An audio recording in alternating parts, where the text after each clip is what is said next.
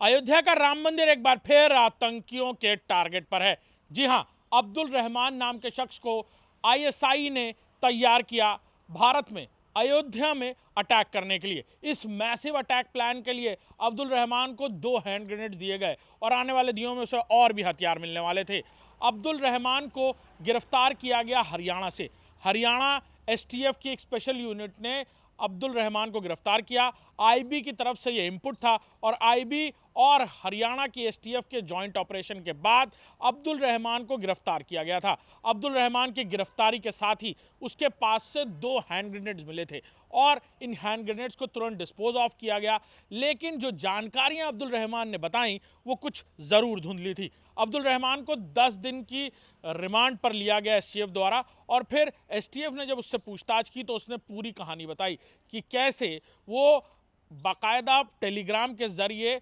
बातचीत कर रहा था और कैसे एक नकाबपोश शख्स ने आकर उसे 2 बार अलग अलग पैसे दिए, यानी एक बार 30,000 और एक बार 75,000, कुल 1,05,000 रुपये उसे दिए गए और उससे कहा गया कि उसे जब कहा जाएगा तब उसे तयशुदा वक्त पर अयोध्या लेकर जाया जाएगा और वहाँ अयोध्या में उसे मैसिव अटैक प्लान करने हैं। उसे लगातार बातचीत के दौरान भी कई सारी पुरानी घटनाओं के बारे में बताया जा रहा था और एक तरह से कहा जाए तो उसे ब्रेन वॉश किया जा रहा था और उसे बताया जा रहा था कि कैसे अयोध्या में इस घटना को अंजाम देने के बाद उसे ऐशो आराम की ज़िंदगी किसी खाड़ी देश में मिल जाएगी।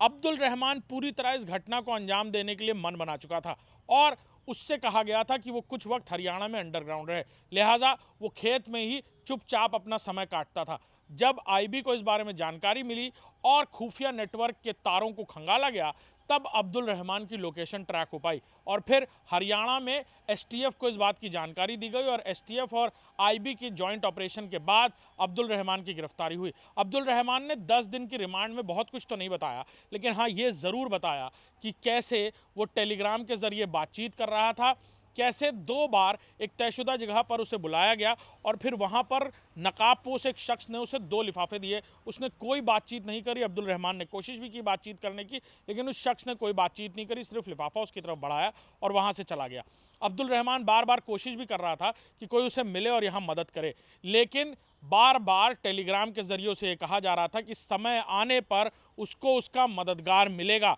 यानी सीधे तौर पर यह इशारा है कि आईएसआई का कोई मॉड्यूल एक्टिव है और अब्दुल रहमान की मदद के लिए वो यहाँ पर पहुँचता, अब्दुल रहमान को तयशुदा वक्त पर वो अयोध्या ले जाता और फिर इस मैसिव अटैक को प्लान किया जाता। हालांकि अब्दुल रहमान की गिरफ्तारी के साथ ही इस मैसिव अटैक पर तो सवाल खड़े हो गए, लेकिन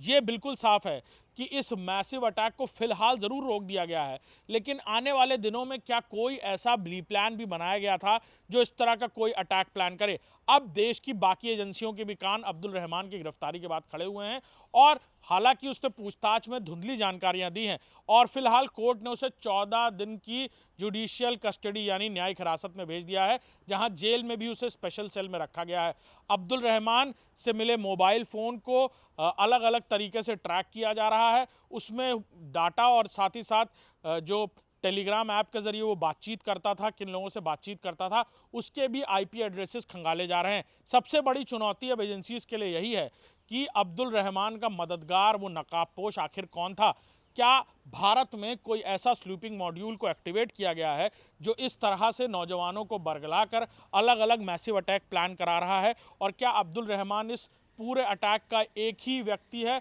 या फिर कोई और भी लोग हैं जिन्हें इसी तरह तैयार किया गया है और समय आने पर एक साथ उन्हें वहां पर बुलाया जाता। कई बार इस तरह की घटनाओं में इस तरह के मॉड्यूल और इस तरह की प्लानिंग का इस्तेमाल किया गया है और अब धीरे धीरे अब्दुल रहमान के नेटवर्क और आईएसआई के उस नेटवर्क जो अब्दुल रहमान की मदद कर रहा था उसके तार खंगालने में देश की एजेंसीज लगी हुई हैं। कैमरामैन अरशद के साथ अभिषेक सिंह, इंडिया न्यूज़, लखनऊ।